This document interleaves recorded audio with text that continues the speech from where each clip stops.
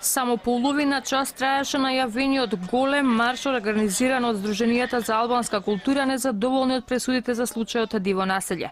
И покрај најавите дека во големи групи се организираат луѓе за учество на протестот, само стотина излегоа по скопските улици. Со скандирање Учака и Косово и пароли испишани на албански јазик, побараа меѓународна експертиза, поголема вклученост на ОПСЕ во целиот случај, но и ангажирање на албански и косовски експерти за расчистување на кубановските настани.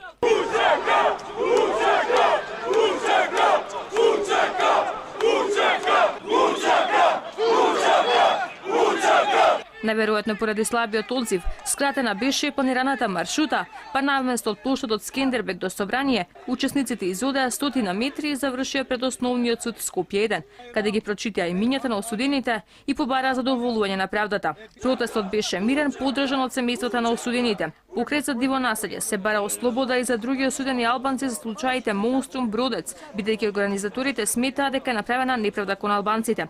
На 2 ноември Скопскиот кривичен суд осуди 33 дека директно учествувале во нападот на Куманово и на караулата Гошинце во 2015-та.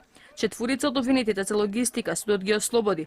7 обвинети заработија до животна затворска казна. 13 судот ги казни со затворот по 40 години. За 6 обвинети казната е по 20 години затвор, а за 7 казните затвор се по 20 години, односно 18, 17, 14, 13 и 12 години. Бранителите најавија жалби по пресудите на Скопска единица. Обвинетите ќе треба парично да ги надоместат трошоците за судењата и ќе треба да платат 200.000 евра на МВР кој го обезбедуваше нивниот транспорт.